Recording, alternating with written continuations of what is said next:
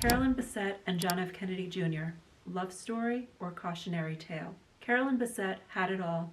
The job, the look, that it factor that nobody can buy. And then she got America's Most Wanted, John F. Kennedy Jr. And just like that, as soon as she got the guy, she disappeared. The tragedy didn't begin at the end. Before they were lost at sea, Carolyn was lost up in that loft. She no longer knew who she was, and she had abandoned everything that made her her, without ever having been asked. And that's the part that should terrify you.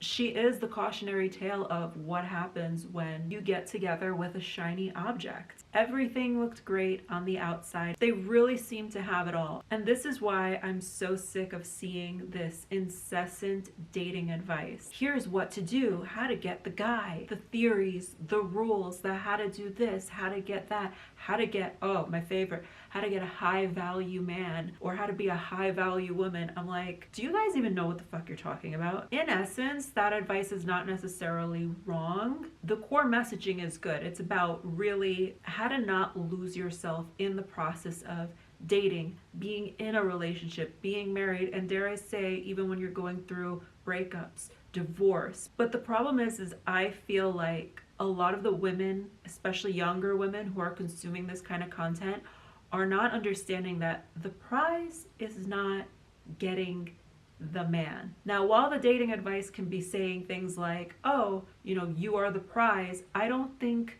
they're understanding it that way. They're understanding it as like, if you view yourself as the prize, then you get to be the girlfriend, the wife, the whatever. But really, truly, the whole point is being able to keep as much of yourself and your identity, no matter who may or may not be in your life. The goal is to not lose yourself. And what made me sit up when I was watching the show is how well they captured the transformation of Carolyn. Because Carolyn really starts out as like the ultimate cool girl. She's in New York City, she's smoking her cigarette, she has this cool job at Calvin Klein. Like, she's having her affair with the underwear models, and in the meantime she's like, I don't know, should I give JFK Jr. a chance?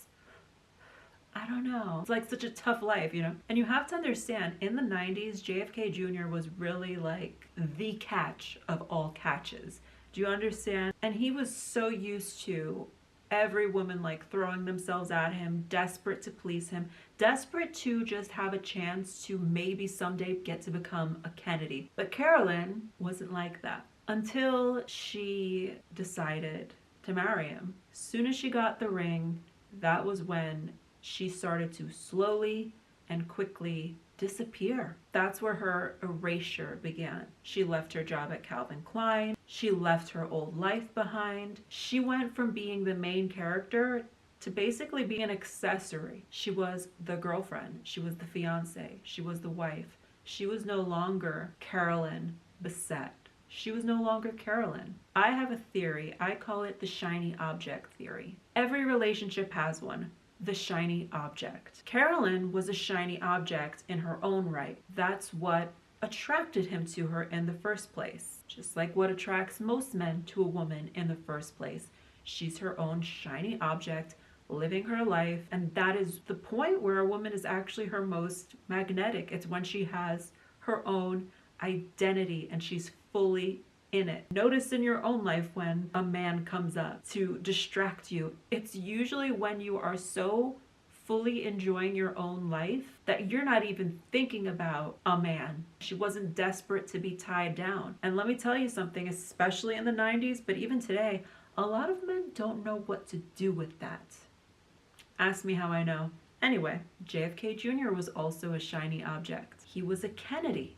And in the 90s, that was basically like royalty. It's very, very hard to top that kind of shine, no matter how gorgeous and how full and how much potential you may have as a woman. It's very, very difficult to top that. So when they finally got close enough, he still remained the shiny object. And what did she do? She adjusted. Her life, her wants, her dreams, her job, her identity, all reorganized to fit into his world without ever being explicitly asked. His life was the frame and she fit herself into it however she possibly could. Here's what a lot of women don't understand. The game is rigged. And make no mistake, it's a game. No matter how pure the intentions are, there's always a dynamic, there's always a power play. In most relationships, of course, naturally there's going to be compromise from both sides. Naturally, both parties are going to have to adjust certain things. But there is a line between a little bit of compromise and complete self-sacrifice. If a man doesn't feel like he's at least equal to the woman that's beside him, whether it's in status, earning power, potential, oh, you're gonna feel the tension every time. Maybe not at first, maybe not for a little while, but oh, eventually. I don't care what year it is. I don't care that it's 2026. Biology is biology. Human nature is human nature. I have seen it. I have lived it. I've been the shiny object before, and let me tell you, I wouldn't do it again. I've been the shiny object a few times in my past, and let me tell you, I don't really recommend it. Because in my experience, and also what I've seen around me, is that at first they might start out proud, but once they realize that you really do think you are who you are, if they have some kind of insecurity, and it's a them problem, they're going to try to humble you. I'm not saying that that's what happened with JFK Jr. and Carolyn Bessette, because he was the shiny object. Because I think naturally in men, they do believe that they are the man, and the woman that they're with, especially if they decide that she should be their wife, she should accommodate, she should make the adjustment. Now, it might not start there in the beginning stages of the relationship, but it does kind of end up there most of the time. And if he's the shiny object, you'll find yourself adjusting without even being asked, without even deciding to. It's just like second nature.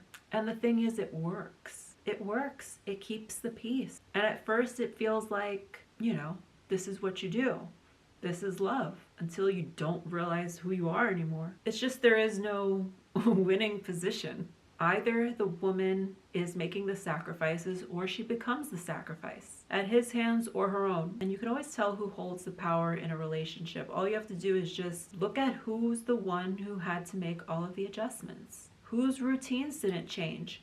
Whose friendships were still maintained? Whose career remained the priority? Look who's rearranging, whose life quietly became the one that bends. That's your answer. And the thing is, there is no dramatic moment where you realize that this has happened. It's so much quieter than that, which is the part that makes it the most dangerous. It's the wolf you don't see coming. One day you look up and something feels off. Your life doesn't quite feel like yours anymore. Like, how did I get here? And you typically can't even pinpoint where it started. Here's what nobody puts on the invoice. There is a cost. There is a price. It's the time, the energy, the direction that you were headed in before you started reorganizing yourself and your life around someone else's. Who you could have been, how you could have felt about yourself, the version of yourself that you were building before you became the supporting role in someone else's movie. But who's the main character in yours? They become the main character in yours. And by the time most women realize it, it feels like it's too late. And then what's really scary is if you're not in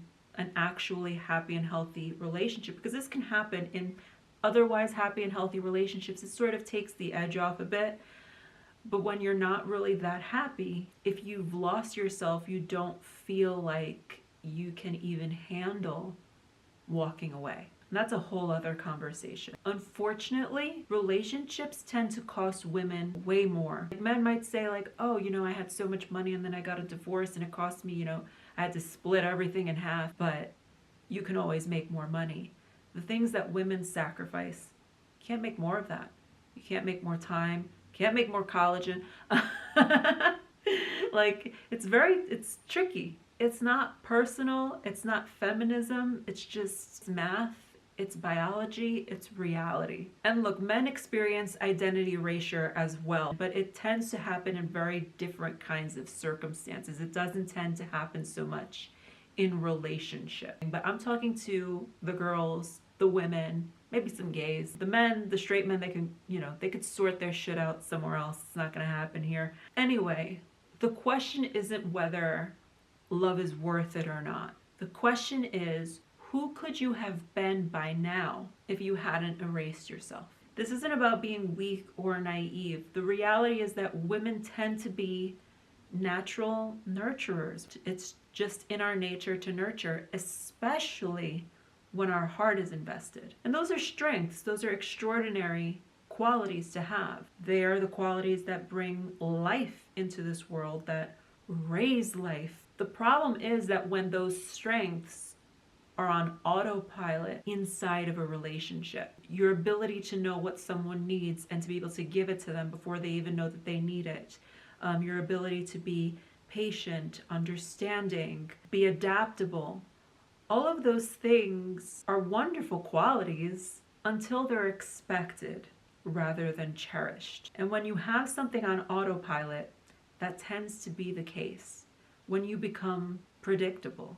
And that's what happened to Carolyn. In the beginning, she wasn't very predictable. She was marching to the beat of her own drum. And then as soon as she got the ring on her finger, suddenly she was in that apartment, just lost. Is this what I signed up for? Is this what I wanted? The very thing that makes you remarkable can end up costing you. One thing that I've noticed in life is that sometimes the best qualities about a person, the best qualities you have, can also be your worst qualities if you leave them on autopilot. So what's the answer? Because this can come across as very like anti-love, anti-relationships, anti-marriage, and that's not at all what I think or believe. You don't have to become cold. You don't have to play games, because I got news for you. Games do not work for too long. I don't believe that they get you too far. You would have to be a complete psychopath. But what you do need to do is notice and have awareness, because when you're aware of what's happening, that's the only way you can have a chance at getting ahead of it. And you want to notice as early as possible, because it's never too late until it actually is too late. Now is always a great time to start getting yourself back. Eventually you can look up one day and the woman that you could have been is no longer within reach. The point is, don't lose yourself. Do what works for you and be selfish, be self-centered, be kind of like a man. I just want to be clear, I'm not giving you dating advice. I'm not telling you how to get a guy. I'm not telling you how to not lose a guy. I'm telling you how to not lose yourself and how to get back to yourself if you feel like you've lost yourself a bit. But I'm sick and tired of all the dating advice. I'm sick and tired of everybody always talking about men.